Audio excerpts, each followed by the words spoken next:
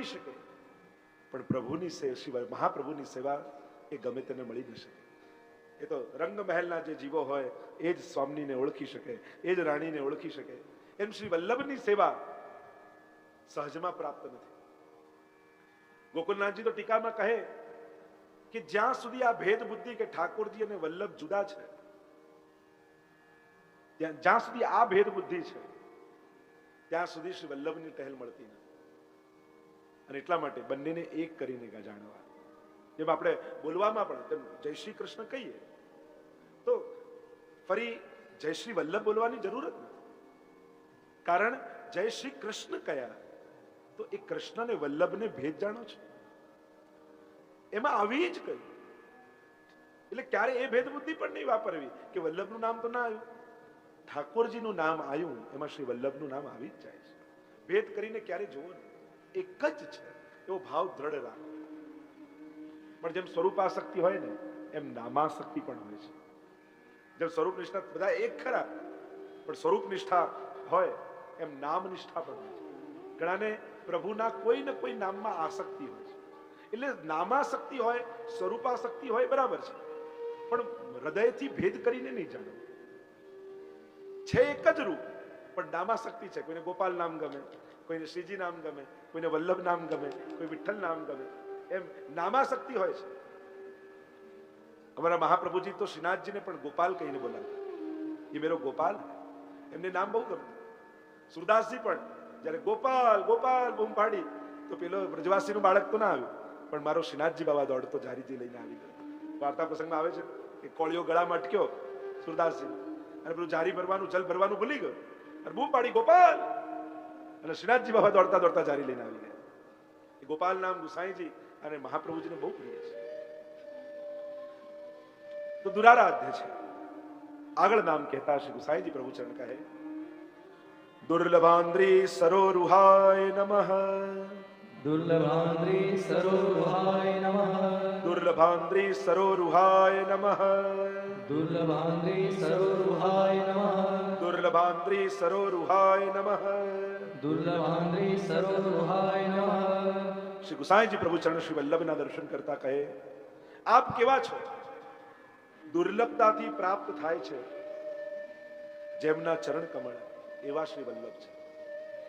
શ્રી વલ્લભના ચરણ સુલભ નથી, દુર્લભ છે. સહજમાં પ્રાપ્ત નથી, કારણ કે ચરણ દુર્લભ છે, અમૂલ્ય છે.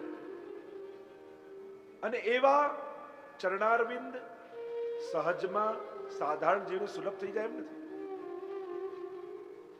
શ્રી મહાપ્રભુજીના ચરણારવિંદ કેવા? આપણે કઈ ચરણનું ધ્યાન કરો એટલે શું જોવાનું? ચરણ, શ્રી વલ્લભના ચરણમાં કેટલા ચિહ્નો બિરાજમાન છે. એ 16 ચિહ્નોની આપણે ત્યાં ભાવના કહી છે. સંક્ષિપ્તમાં એનું દર્શન કરીએ. એ ચરણની ભાવના કરતા કહ્યું શ્રી વલ્લભના ચરણારવિંદ કેવા? દક્ષિણ ચરણ, જમણું ચરણ અને વામ ચરણ બંને મળીને 16 ચિહ્નો છે એમ કહ્યું છે. અને એમાં અનેક પ્રકારના આ ચિહ્નો અનેક ફળનું દાન કરનારા છે. આ દુર્લભ કેમ છે? કારણ કે એમાં આટલા ચરણો ચિહ્નો બિરાજમાન છે. એટલા માટે શ્રી વલ્લભના ચરણારવિંદ દુર્લભ છે.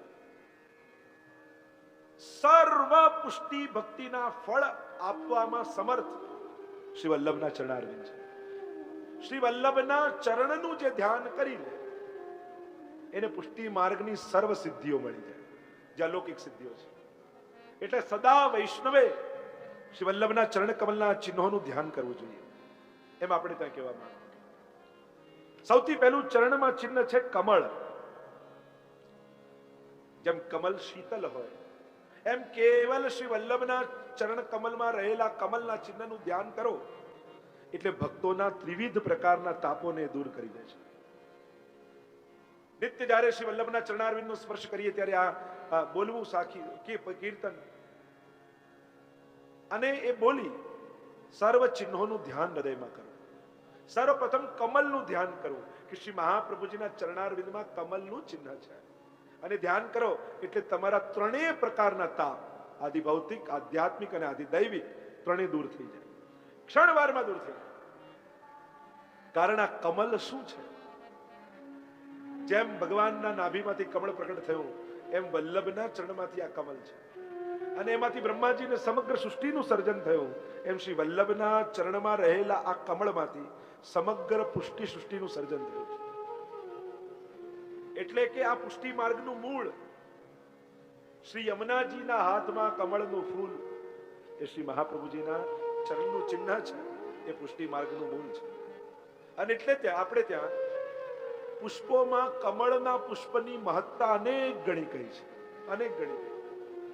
જો આપણે ત્યાં અનેક ઉપમાઓ આપવામાં આવે છે, ફૂલોની અનેક ઉપમાઓ આપવામાં આવે, પક્ષીઓની અનેક વાર પક્ષીઓની ઉપમા આપવામાં આવે છે, પશુઓની અનેક પ્રકારના પશુઓની ઉપમા આપવામાં આવે છે. તો આ ત્રણેયમાં કોઈ વિશિષ્ટ ને વારંવાર પુનરાવૃત્તિ કરવામાં આવતી હોય છે. જેમ પશુઓમાં જોઈએ તો પશુઓમાં હરણ, હિરણી, સિંહ, હાથી આ ઉપમાઓ વારે ઘડી આપવામાં આવે. આ ત્રણ ઉપમાઓ તમે જોશો ને તો રજસુ યુવતી સતસંગે હરિરીહ તો હાથીની ઉપમા ઘણી વાર હોય, કેસરી સિંહની ઉપમા હોય, હરણની ઉપમા હોય, મૃગનયની કો યાર આદિ આ પ્રાય ઉપમા આપવામાં. એ રીતે પક્ષીઓમાં શુક, મયુર, હંસાદેવી આ ત્રણ પક્ષીઓની ઘણી વાર ઉપમા આપવામાં આવે. એમ જ પુષ્પોમાં પ્રાય ઘણા બધા પુષ્પોની ઉપમા આપવામાં આવે, પણ કમળની ઉપમા વારે ઘડી આપવામાં આવે. તો હમણાં એનો વિસ્તાર નથી કરતો, આપણે ઘણી આગળ યાત્રા કરવી છે. તો એ કમલની ઉપમા પ્રાય દરેક જગ્યાએ આપવામાં આવે. પ્રભુના મુખ માટે, હસ્ત માટે, ચરણ માટે, નેત્રો માટે અનેક જગ્યાએ કમલની ઉપમા વારે ઘડી આપવામાં. તો શ્રી મહાપ્રભુજીના ચરણારવિંદમાં ચિહ્ન પહેલું કમળનું છે. એ ત્રિવિધ તાપોને દૂર કરવા વાળું છે. બીજું વજ્રનું છે. જે મોટા મોટા જેમ પહાડો હોય એ વજ્ર કાપી નાખે, એમ પાપોના પહાડો ખડકાયેલા હોય. કેવલ વજ્રનું સ્મરણ કરો અને સમસ્ત પાપોને નિર્મૂલ કરી દે. આગળ ગદાનું ચિહ્ન છે. એ અજ્ઞાન, અહંકાર સર્વને નિવૃત્ત કરનારું છે. જો આપણે ત્યાં તો 4 આયુધ પણ ઠાકોરજી ધરે છે ને, શંખ, ચક્ર, ગદા, પદ્મ. તો આપણને લાગે કે આપણા તો રાસેશ્વર પ્રભુ છે, એમને આ આયુધોની શું જરૂર? શંખ પણ છે ને એ વાદ્ય નથી, આયુધ છે. જ્યારે ગોપીજનોને પૂછ્યું ઠાકોરજી કે તમે વ્રજ છોડીને વૈકુંઠ તો ચાલો, ત્યારે ઠાકોરજીએ ને ગોપીજનો કહેવા લાગ્યા કે અહીંયા તો વેણું વગાડો છો, ત્યાં વૈકુંઠમાં કઈ વગાડો છો? અમને બોલાવા વગાડશો શું? વેણું ખરી ત્યાં આપની પાસે? ઠાકોરજી કે વેણું નથી પણ શંખ છે. ગોપીઓ કહે વેણું તો દૂર રહેલાને નજીક બોલાવે, અને શંખ વગાડો ને તો નજીક હોય એ દૂર ભાગી જાય. એ તો આયુધ છે, હથિયાર છે. ભય લાગે, પ્રેમ ન જાગે. તો ચારે આ રાસેશ્વર કૃષ્ણ આપણા તો પૃથ્વી પુરુષોત્તમ, પછી આ શંખ, ચક્ર, ગદા, પદ્મનું કરે છે શું?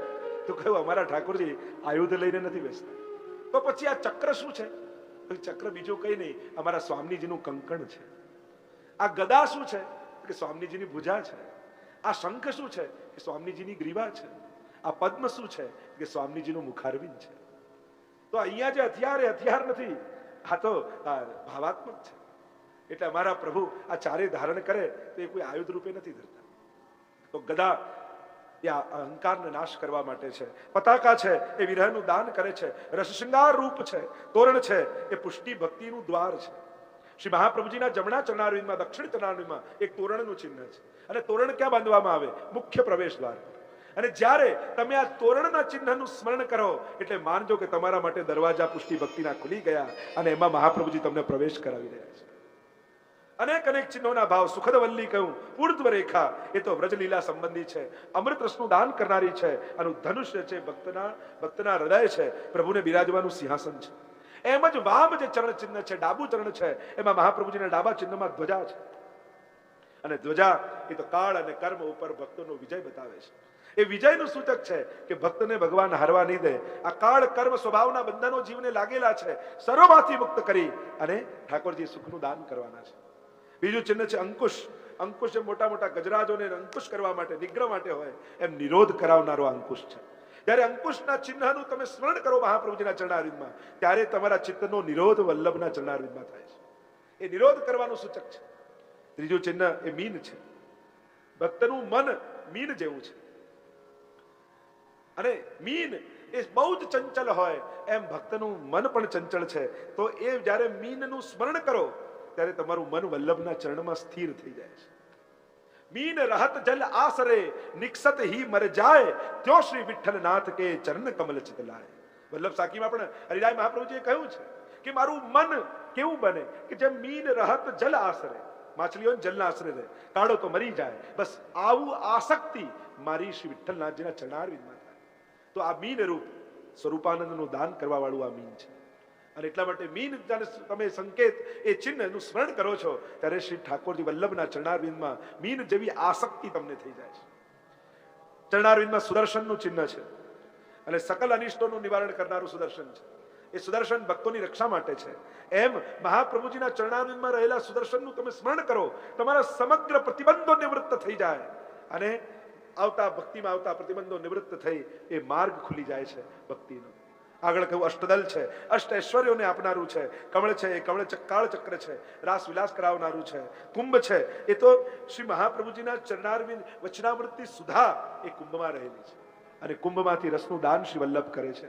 યવ છે, એ સર્વ દાનોમાં રાજા છે, વિજયનું પ્રતીક છે અને એટલા માટે દશેરાના દિવસે જવારા મસ્તક પર ધરાવે છે ઠાકોરજી.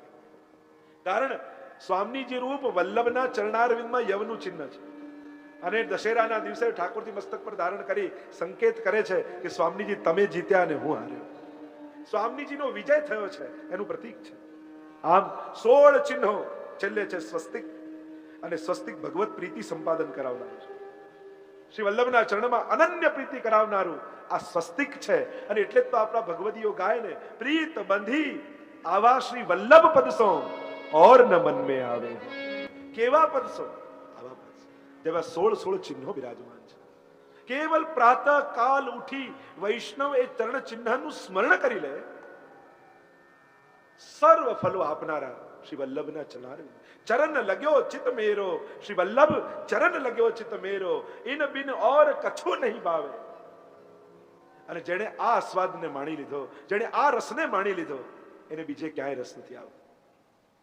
દ્રઢ ઇન ચરણ ન કેરો ભરોસો. 1.25 લાખ પદોનો સાર સુરદાસજીના શું છે? દ્રઢ ઇન ચરણ ન કેરો ભરોસો. આવા ચરણારવિંદ પર ભરોસો, આવા ચરણારવિંદ પર પ્રીત, આવા ચરણારવિંદ પર શ્રદ્ધા. ચરણારવિંદ પર તો અનેક કીર્તનો રચાય, પણ એ ચરણારવિંદની મહત્તાને જ્યારે જાણીએ ત્યારે ખ્યાલ આવે. આ 16 ચિહ્નો જ્યાં બિરાજે છે કે એ વૈષ્ણવના હૃદયમાં રહેલા સર્વ મનોરથોને સિદ્ધ કરનારા છે. આ છેલ્લું સ્વસ્તિક ચિહ્ન પરમ પ્રીતિનું સંપાદન કરાવનારું છે. જે નિત્ય સ્મરણ કરે શ્રી વલ્લભના ચરણારવિંદ, એના સઘળા મનોરથો સિદ્ધ થઈ જાય. કલ્પવૃક્ષ સમાન શ્રી વલ્લભના ચરણારવિંદ છે. શ્રી વલ્લભ કલ્પદ્રુમ ફલ્યો, ફલ લાગ્યો વિઠ્ઠલેશ. ગોપાલદાસજી પણ વારે ઘડીએ તીર્થ સકલ સનાત કીધા ચરણ રેણુ સમાજ. ભૂમિ ભાગ્યમ ગુસાઈજીએ કહ્યું, એ ભૂમિ પણ પોતાના ભાગ્યની સરાહના કરે છે કે આ ચરણારવિંદનો મને સ્પર્શ મળી રહ્યો છે. કોમલ પદ જ્યાં કમલ વિલસે ધન્ય કહું તે દેશ. એ ભૂમિ ધન્ય છે જ્યાં આવા ચરણારવિંદનો સ્પર્શ થયા છે. આપણે બધા ભાગ્યશાળી છીએ, એ ભૂમિ ઉપર આપણે છીએ જ્યાં વલ્લભના ચરણારવિંદ આ પૃથ્વી પર પડ્યા છે. અને એટલા માટે શ્રી ગુસાઈજી પ્રભુ ચરણ કહે, દુર્લભાંદ્રી સરોરુહ. કમળ જેવા કોમળ ચરણારવિંદ અતિ દુર્લભ છે. કારણ કે એની મહત્તા જ એવી છે કે મોટા મોટા દેવો પણ જે ચરણારવિંદને પામી નથી શકતા, એ સહજ સુલભ વૈષ્ણવને થયા છે. અને નિજજનોને જ શ્રી વલ્લભ આવા ચરણારવિંદનો સ્પર્શ આપે. એવા ચરણારવિંદને વંદન કરી શ્રી ગુસાઈજી પ્રભુ ચરણ આગળ નામ કહેતા આજ્ઞા કરે. ઉગ્ર પ્રતાપાય નમઃ, ઉગ્ર પ્રતાપાય નમઃ, ઉગ્ર પ્રતાપાય નમઃ, ઉગ્ર પ્રતાપાય નમઃ, ઉગ્ર પ્રતાપાય નમઃ. ઉગ્ર પ્રતાપાય નમઃ. આપ ઉગ્ર પ્રતાપ વાળા છો, આપ સમર્થ છો, સર્વ સમર્થ. એટલે આપનું સામર્થ્ય એવું છે કે આપનો પ્રતાપ બલ એ પુષ્કળ અનંત છે, અનંત પ્રતાપ વાળા છે. ઉગ્ર એટલે ક્રોધી નહીં હો. ઘણા લોકો ઉગ્ર એટલે એમ માને. ઉગ્ર એટલે પુષ્કળ અનંત અનંત સામર્થ્ય વાળા આપ છો. અને આપનો એવો પ્રતાપ છે. આપ આ પ્રસંગો જુઓ મહાપ્રભુજીના જીવન ચરિત્રના. જ્યાં જ્યાં પધાર્યા છે, એ ઉજ્જૈન પધાર્યા હોય કે જગન્નાથપુરી પધાર્યા હોય કે કૃષ્ણદેવરાયની સભામાં, વિદ્યાનગરમાં સર્વવાદીઓ જ્યારે બિરાજમાન થયા હોય ત્યારે એક એકના મતનું ખંડન કરી આપે આપનો ઉગ્ર પ્રતાપ બતાવે છે. એ જ્યારે યંત્ર લગાડ્યું હોય એવને અને ત્યારે મહાપ્રભુ યંત્રને ફેરવી આપનો ઉગ્ર પ્રતાપ બતાવે છે. સર્વ સ્થાનોમાં આપ જુઓ કેવા કેવા વિદ્વાનો આપણી પાસે આવ્યા. એ સમયના પ્રકાંડ પંડિતો સામે, માયાવાદીઓ સામે ઉભા હોય અને મહાપ્રભુજીનું પ્રતાપ બળ એવું જોઈએ, નતમસ્તક થઈ અને ત્યાંથી આગળ વધી જાય. એવો ઉગ્ર પ્રતાપ શ્રી મહાપ્રભુજીનો છે. એવા શ્રી વલ્લભના સ્વરૂપને આપણે વંદન કરીએ. આગળ નામ કહ્યું, વાક સીધો પુરિતા શેષ સેવકાય નમઃ. વાક સીધુ પૂરિતા શેષ સેવકાય નમઃ. વાક સીધો પુરિતા શેષ સેવકાય નમઃ. વાક સીધુ પૂરિતા શેષ સેવકાય નમઃ. વાક સીધો પુરિતા શેષ સેવકાય નમઃ. વાક સીધુ પૂરિતા શેષ સેવકાય નમઃ. શ્રી વલ્લભનું સ્વરૂપ કેવું છે? પોતાના વચનામૃત દ્વારા નિજ ભક્તોને અંદર અને બહાર બધેથી રસ તરબોળ કરનારા શ્રી વલ્લભ છે. આપના વચનામૃતોની સુધા દ્વારા રસમય બનાવી દેનારા શ્રી મહાપ્રભુ. કુમનદાસ આદિએ જ્યારે પ્રશ્નો કર્યા, મહાપ્રભુજી બહુ પ્રસન્ન થયા. પ્રભુ કેમ પ્રસન્ન થાય, એમના સુખનો વિચાર કેમ થાય? અને ત્યારે મહાપ્રભુજી આજ્ઞા કરેલી, આગે આવું કોઈ પૂછશે નહીં અને આગે કોઈ આવું બતાવશે નહીં. શ્રી વલ્લભની વાણી સાધારણ નથી, અલૌકિક છે. અને એ અલૌકિક વાણી સ્વરૂપાત્મક છે. શ્રી વલ્લભના મુખમાંથી સરેલા શબ્દો, અને એમાં પણ વેણુ ગીત પુનઃ યુગલ ગીત કી રસબર ખાબર ખાઈ પ્રગટ ભય માર્ગ રીત દિખાય. પદ્મનાભદાસજીની સન્મુખ જ્યારે મહાપ્રભુજી વચનામૃત કર્યા ત્યારે વંદન કરી દીધા કે આપની ગાથા, આપની કથા પ્રભુ આપ પોતે કહી રહ્યા હો, ત્યારે બાકી શું આપણા? વ્યાસાશ્રમમાં જઈને જ્યારે વ્યાસજી સાથે એ યુગલ ગીતના શ્લોકો પર ચર્ચા વલ્લભની થઈ. એવા ભગવદીઓના ચરિત્રમાં તમે જુઓ, રસવાર્તા જ્યારે દમલાજી સાથે જ્યારે વાત કરતા હોય મહાપ્રભુજી, ત્યારે કહે, દમલા બહોત સમય હો ગયો ભગવદ વાર્તા કીએ. ત્યારે ભાવ પ્રકાશમાં લખ્યું કે એમ તો રચનામૃત થઈ રહ્યા છે, પણ દમલાજી સાથેની આપની એકાંતિક રસવાર્તાઓ કરે ઘણો સમય થયો, એમ મહાપ્રભુજી સંકેત કરી રહ્યા છે. કારણ કે દમલાજી તો નિજ રૂપ છે, લલિતા રૂપ છે. અને એટલા માટે મહાપ્રભુજી એ રસવાર્તાઓ દમલાજી સાથે કરે છે. અને ત્યારે આમ વાર્તા દમલાજીની વાર્તામાં આવ્યું કે મહાપ્રભુજી દમલાજીને કહે છે બહુ સમય હો ગયો.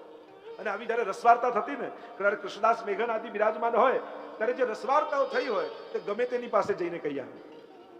એટલે કોઈએ ફરિયાદ કરી મહાપ્રભુજી કે આ કૃષ્ણદાસ મેઘન આવી ગૂઢ રસવાર્તાઓ ગમે ત્યાં જઈને કહી આવે છે, પાત્ર હોય ન પાત્ર હોય. ત્યારે કૃષ્ણદાસ મેઘને બોલાવ્યા, મહાપ્રભુજી બોલાવ્યા, કૃષ્ણદાસ મેઘન આ વૈષ્ણવ શું કહે છે? આવી ગૂઢ રસવાર્તાઓ તમે ગમે ત્યાં ગમે તેની આગળ કહી દો છો. એટલે કૃષ્ણદાસ મેઘન કે આપ જેને મેં કહ્યું હોય એને બોલાવીને પૂછી લો. મહાપ્રભુજી એને બોલાવ્યા. કૃષ્ણદાસ મેઘને તમારી જોડે શું વાર્તા કરી? કે આ કઈ કહેતા હતા ખરા પણ કઈ યાદ ન રહ્યું. ત્યારે કૃષ્ણદાસ મેઘને કહ્યું, જયરાજ આપની વાણી તેવી રસાત્મક છે કે નિજ ભક્તો સિવાય કોઈ સાંભળી બી લે ને તો એને સમજાય એવી નથી. ભલે એને સાંભળ્યું પણ એના હૃદયમાં હૃદયારૂઢ નહીં થાય. આપના મુખની વાર્તા જ એવી રસમય છે કે જેમ સિંહણનું દૂધ હોય એ સોનાના પાત્ર વગર રહી ન શકે, એમ આપની જે ગાથા, આપના મુખારવિંદથી નીકળેલા એ સરિતા, એ રસ, એ તો જે ભક્ત રૂપી સિંહણનું પાત્ર હૃદય હોય ને એના જ હૃદયમાં ટકે. બાકી સાંભળવા તો ઘણા આવે પણ ભગવાને બે બારી સામ સામે જ આપી છે, સીધું નીકળી જાય, એ હૃદય સુધી ન જાય. વેણુ ગીતની કથામાં પણ મહાપ્રભુજીએ સમજાવ્યું ને કે દેવાંગનાઓ આકાશમાં જઈ રહી છે, નાદ સાંભળ્યો ખરા, મૂર્છિત થઈને પડી ગઈ, કારણ કે નાદ પહોંચ્યો, સુધા ન પહોંચી. એમ જ અહીંયા ઘણીવાર સત્સંગમાં કોઈ ગૂઢ વાર્તા આવે પણ નાદ પહોંચે છે, સુધા બધા સુધી પહોંચતો નથી. કારણ કે દેવાંગનાઓ સામે ના આવી, સન્મુખ ના આવી, ઉપર રહી. અને એટલા માટે સત્સંગ જયારે સાંભળી સન્મુખ થઈ, દીનતા ભાવ રાખીને, દૈન્ય ભાવ રાખીને સાંભળવું, નહીં તો શબ્દો કાને પડશે, રસ નહીં પહોંચે. આ કથામાં વક્તા પાસે શબ્દો પાત્ર હોય છે અને શબ્દોના પાત્રમાં પોતાના હૃદયના ભાવરૂપી રસને મૂકી શ્રોતા સુધી પહોંચાડે છે. શબ્દો તો પાત્રો છે, એની ભીતર રસ છે. એટલે પાત્રો ઘણી વાર પહોંચે, પણ પહોંચે ત્યાં સુધી ઘણા પાસે પહોંચતા પહોંચતા પાત્ર ખાલી થઈ ગયું હોય. ખાલી કાન સુધી શબ્દો જાય, અંદર રહેલા રસ તો ક્યાંક ઢોળી દીધા હોય. અને એટલા માટે જયારે દેવાંગનાઓ આકાશમાં આવી વેણુનાદ સાંભળીને મૂર્છિત થઈ ગઈ, ત્યારે સુભદ્રીમાં મહાપ્રભુજીએ લખ્યું, કારણ એ સુધા નહોતી, એટલા માટે કેવલ શબ્દો હતા અને અંદર તાપ હતો. એમ જ આ રસવાર્તા શ્રી વલ્લભના મુખારમાંથી જે નીકળી છે એ તો જે નિજજનો છે એમને જ ભીંજનારી છે. એ જ જાણી શકે અને એ જ સમજી શકે. અન્ય કોઈ સાંભળે છે પણ એના રસને સમજી શકતા નથી. એવા શ્રી વલ્લભ છે, એમને વંદન કરીએ. આગળના શ્લોકનું ગાન કરતા શ્રી ગુસાઈજી પ્રભુચરણ કહે: શ્રી ભાગવત પીયુષ સમુદ્ર મથનક્ષમ તત્સારભૂતરાસ સ્ત્રી ભાવપૂરિત વિગ્રહ. પુનઃ ઉચ્ચારણ કરીએ. શ્રી ભાગવત પીયુષ સમુદ્ર મથનક્ષમ तत्सारभूतरास स्त्री भावपूरित विग्रह. यह श्लोक में गोसाई जी प्रभु चरण श्री वल्लभ के स्वरूप को नाम देते हुए बोले: श्री भागवत पीयूष समुद्र मथन क्षमाय नमः. श्री भागवत पीयूष समुद्र मथन क्षमाय नमः. श्री भागवत पीयूष समुद्र मथन क्षमाय नमः. श्री भागवत पीयूष समुद्र मथन क्षमाय नमः. श्री भागवत पीयूष समुद्र मथन क्षमाय नमः. श्री भागवत पीयूष समुद्र मथन क्षमाय नमः. श्री भागवत रूप पीयूष अमृत रूप ए आ भागवत रूपी समुद्र केवुं छे? अमृत रूप छे. निगम कल्पतरोर गलितम फलम शुकमुखाद अमृत द्रव संयुतम पीबत भागवतम रसमालयम मुहुरहो रसिका भुवि भावका. ભાગવતજીમાં સ્વયં મંગલાચરણમાં સુખદેવજીએ પરિચય આપ્યો છે. એ પરિચય આપતા કહ્યું કે વ્યાસજી કહે છે મંગલાચરણ કરતા કે આ ભાગવત કેવું છે? નિગમ કલ્પતરોર. અને મહાપ્રભુજી સુબોધીમાં આજ્ઞા કરે છે આ રૂપક નથી, કારણ કે ભાગવતજી એ સમાધિ ભાષા છે અને એમાં રૂપક નથી. આવું વૃક્ષ લીલામાં બિરાજે છે એ મહાપ્રભુજી આજ્ઞા કરે છે. કેવું? નિગમ કલ્પતરોર, વેદ રૂપી કલ્પ વૃક્ષ. કલ્પતરોર ગલિતમ ફલમ, અને એની ઉપર લાગેલું ગલિત ફલ, રસમય ફલ. ગાયત્રી જેનું બીજ છે, વેદરૂપી વૃક્ષ છે, ઉપનિષદો જેની શાખા પ્રશાખા છે, એની ઉપર લાગેલું આ ગલિત ફલ એ ભાગવતજી છે. કેવું છે? રસમાલયમ, રસનો આલય છે. સર્વ રસો જેમાં બિરાજમાન છે, કારણ કે રસો વૈશાની કથા છે, રસરૂપ પ્રભુ છે એની ગાથા છે, અને રસનો આલય છે. અને રસ જ્યાં આવે હોય ત્યાં જ ગતિ હોય, ત્યાં જ આનંદ છે. જ્યાં જેનો રસ ત્યાં એનો આનંદ. રસમાલય, ગલિત ફળ, તોડેલું, પડેલું, પાકેલું, આ તો ગલિત છે. જ્ઞાનકાંડ, કર્મકાંડ વેદમાં અનેક છે, આ તો રસમય, નથી છાલ, નથી ઠળિયો. એટલે જ કહું પીબત, આજ્ઞાર્થ કર્યું, પીઓ આને. પીબતમ ભાગવતમ રસમાલયમ મુહુરહો, વારંવાર પીઓ. તો આવા રસસાગર, આવો અમૃતનો રસસાગર, અમૃત રૂપ કહ્યું છે. એટલે તો પેલું સ્વર્ગનું અમૃત લઈને દેવતાઓ આવેલા અને પરીક્ષિતને કહેવા લાગ્યા કે તારે મૃત્યુનો ડર છે, એમ કર, આ અમૃત પી લે, અમર બની જશે. હવે બે અમૃત સામ સામે દેખાયા. પિબંતમ તમ નખાંબુજમ અચ્યુતમ હરિકથામૃતમ. 10મા સ્કંદના પ્રારંભમાં પણ જ્યારે સુખદેવજીએ પૂછ્યું પરીક્ષિતને તારે કે અન્ન જળ લેવું છે, અને ત્યારે પરીક્ષિત મહારાજે કહ્યું કે આપના મુખમાંથી જે અમૃત પીવું છું ને, કૃષ્ણનું કથામૃત, પછી આ કોઈ ક્ષુધા તૃષા મને લાગતી નથી. તો કથાને પણ અમૃત કહ્યું, અને આ સ્વર્ગનું અમૃત છે. દેવતાઓ લઈને આવ્યા, અમર થઈ જશે. અચ્છા, અભય થઈશ એ સંભવ નથી. આ દેવતાઓ તમે બધાએ અમૃત પીધું, તમારો કામ, ક્રોધ, લોભ, મત્સર, ઈર્ષા, દ્વેષ આ બધું ગયું? દેવતાઓ કે ના, તો બધું છે. અરે સ્વર્ગમાં કરવાનું શું હોય? પૃથ્વી પર જે વસ્તુને પાપ કઈ છે એ જ સ્વર્ગમાં લીગલી છે. સ્વર્ગ અને ભૂતલનો ફરક જ નહીં. ત્યાં સુરાપાને થાય, નૃત્ય થાય, બદીરાપા, આ બધું જ છે. જે પૃથ્વી ઉપર ના કહી છે, જેમ ભારતના સ્ટેટમાં હોય ને, અહીંયા પરમિટ નથી, અહીંયા પરમિટ છે, અહીંયા લીગલી, અહીંયા ઇલીગલ હોય ને, એમાં 14 લોક છે. તો આ 7મા ફ્લોરે ફેસિલિટી નથી, પણ સ્વર્ગ લોકમાં જાઓ તો આ બધા પાપો ત્યાં વેલિડ છે. ફરક શું? પ્રવૃત્તિ છે એને છે, અને વૃત્તિ ન બદલાય. અને આ બધું પ્રવૃત્તિ બદલે રાખો, પણ જો વૃત્તિ નહીં બદલાય તો આ પ્રવૃત્તિઓ મારા પતનનું કારણ થઈ જશે. મારે મરીશ એ નિશ્ચિત છે, પણ મરીને દુનિયા નથી છોડવી. મારે તો જીવીને જવું છે. મોટા ભાગના લોકો મરીને દુનિયા છોડે છે. પરીક્ષિત કહે મારે જીવનનો ઓડકાર લઈને દુનિયા છોડીને જવું છે. છોડવાનું દુઃખ નથી, આપી દેવાનો આનંદ લઈને જવું છે. મોટા ભાગના લોકો આટલું મૂકીને ગયા એવું રડતા રડતા જાય. પણ ભાગવત એ શીખવાડે છે, મૂકીને ગયાનો અફસોસ નહીં, આપીને ગયાનો આનંદ લઈને જઈએ છીએ. ક્રિયા એ જ છે. સમજણ બદલાય એટલે આનંદ બદલાઈ જાય. આપણે નક્કી કરવાનું મૂકીને જવું છે કે આપવાનો આનંદ લઈને જવું છે. જો આ ભાગવતજી ને એ પ્રશ્નથી કૃષ્ણ તરફની યાત્રા છે. પ્રશ્નથી શરૂ થયેલી આ કથા કૃષ્ણ તરફ લઈ જાય, એ જ ભાગવતી કથા છે. તો આ ભાગવત રૂપી અમૃતનું સમુદ્ર. હવે સમુદ્રમાં બધી વસ્તુ કઈ બધાના કામની ના હોય. 3 જણા હોય સમુદ્ર પાસે જનારા.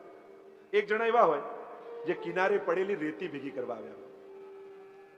બીજા પ્રકારના એવા લોકો હોય કે કિનારે પડેલા છીપડાઓ વીણવા આવ્યા હોય.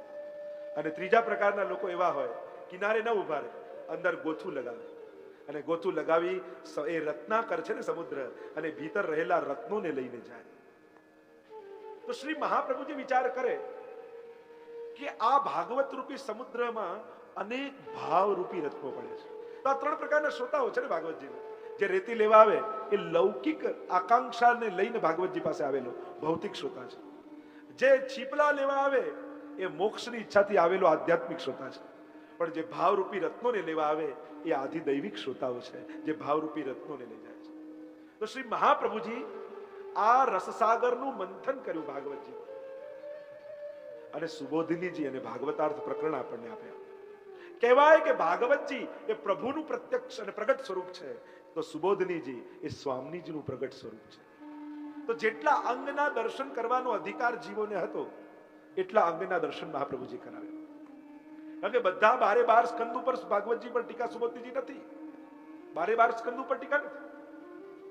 તો સ્વામીજી સ્વરૂપ છે. જેટલા અંગનો અધિકાર હતો. તો હરિરાયજી તો એટલે કે નચદ્રષ્ટા સુબોધિની નરાધિરાધિકા નાથો વૃથાત્ત જન્મ ભૂતલે. નાશ્રિતો વલ્લભાધીશો નચદ્રષ્ટા સુબોધિની. જેણે વલ્લભનો આશ્રય કર્યો નથી, સુબોધિનીજીનું દર્શન કર્યું નથી, પ્રભુની સેવા કરી નથી, એનો તો જન્મ જ વૃથા છે. તો મહાપ્રભુજી तुम शरणागत आयो श्री वल्लभ, तुम शरणागत आयो और भागवत सुधा रस मत के अपनो पंथ जता.